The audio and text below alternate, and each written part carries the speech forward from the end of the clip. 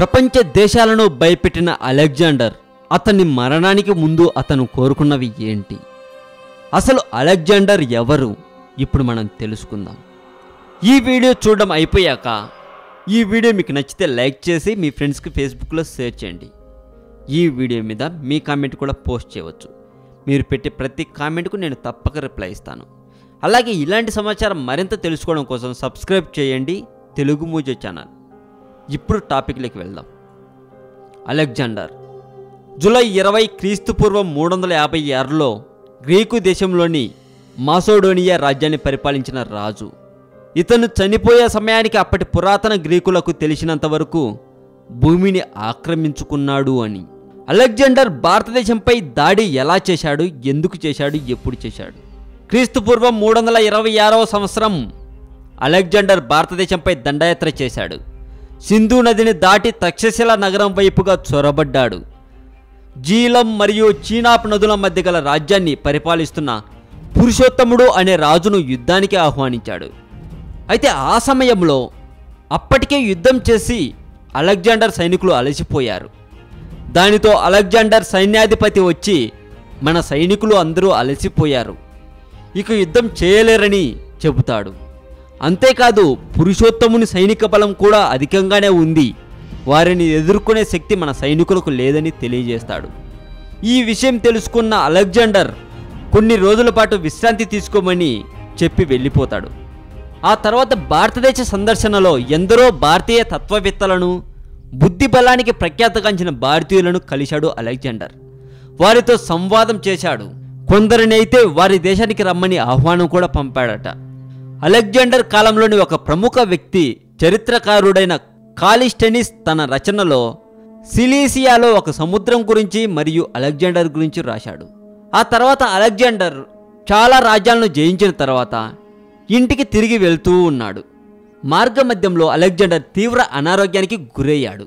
తాను మరణించడం తథ్యమని గమనించిన అలెగ్జాండర్ ఆలోచించడం మొదలుపెట్టాడు. అతనికి ఇంటికి వెళ్ళాలనే కోరిక బాగా బలపడింది. తన తల్లిని కడసారిగా చూడాలి, తన ముఖాన్ని తన తండ్రికి చూపించాలి అనే ఆశ కూడా కలిగింది. కానీ సమయం గడిచే కొద్దీ అతని ఆరోగ్యం అందుకు సహకరించడం లేదు. నిస్సహాయంగా ఆఖరి శ్వాస కోసం ఎదురు చూస్తున్నాడు. తన సైన్యాధికారులను దగ్గరగా పిలిచి, నేనింక కొద్దిసేపట్లో ఈ లోకం నుంచి వెళ్ళిపోతున్నాను. నాకు చివరిగా 3 కోరికలున్నాయి. ఎట్టి పరిస్థితుల్లోనూ వాటిని నెరవేర్చకుండా నన్ను పంపొద్దు అని అడిగాడంట. అందుకు అక్కడున్న సైన్యాధికారులు ఎందుకు, ఏమిటి అనే ప్రశ్నలు కూడా వేయలేదట.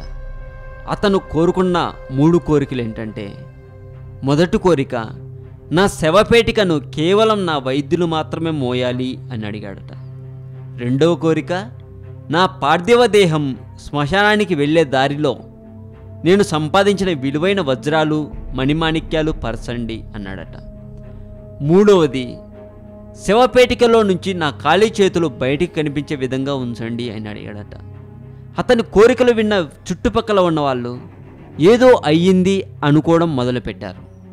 అయితే అలెగ్జాండర్ దగ్గర ప్రేమగా ఉండే ఒక సైనికుడు దగ్గరగా వచ్చి ఆయన చేతులను ముద్దాడి ఆయన కోరికలను తప్పక నెరవేరుస్తామని చెప్పి, ఆ కోరికలు వెనుకున్న ఆంతర్యం ఏమిటి అని అడిగాడట. అలెగ్జాండర్ చాలా కష్టం మీద ఆ కోరికల వెనుక ఉండే రహస్యాలు చెప్పేశాడు. మొదటి కోరికలోని రహస్యం ఏంటంటే, నిజానికి ఏ వైద్యుడు మరణాన్ని ఆపలేడు, ఒకవేళ వైద్యం చేసినా వల్లకాటి వరకే అని చెప్పడానికి అతని శవపేటికను వైద్యులను మోయమని చెప్పాడట. రెండవ కోరిక, నా జీవితంలో సంపాదనను కూడపెట్టడం కోసమే సరిపోయింది, అదేది నా వెంట తీసుకెళ్ళలేకపోతున్నానని, కేవలం సిరి సంపదలు వెంటబడి విలువైన సమయాన్ని, జీవితంలో మాధుర్యం కోల్పోవద్దని చెప్పడానికి మణులు, వజ్రాలను పరచమని చెప్పాను అని చెప్పాడట. ఇక మూడవది, ఈ ప్రపంచంలోకి నేను వచ్చేటప్పుడు ఏమీ తీసుకురాలేదు, చచ్చేటప్పుడు ఏమీ తీసుకెళ్ళట్లేదు అని చెప్పడానికే ఆ 2 చేతులను బయట పెట్టమన్నాడట. ఆ తర్వాత అలెగ్జాండర్ చనిపోయాడు. అలా చెప్పి అలెగ్జాండర్ మరణించాడట. ఈ వీడియో మీకు నచ్చితే లైక్ చేసి మీ ఫ్రెండ్స్కి ఫేస్బుక్లో షేర్ చేయండి. ఈ వీడియో మీద మీ కామెంట్ కూడా పోస్ట్ చేయవచ్చు. మీరు పెట్టే ప్రతి కామెంట్కు నేను తప్పక రిప్లై ఇస్తాను. మరింత ఇలాంటి సమాచారం తెలుసుకోవడం కోసం సబ్స్క్రైబ్ చేయండి తెలుగు మూజో ఛానల్.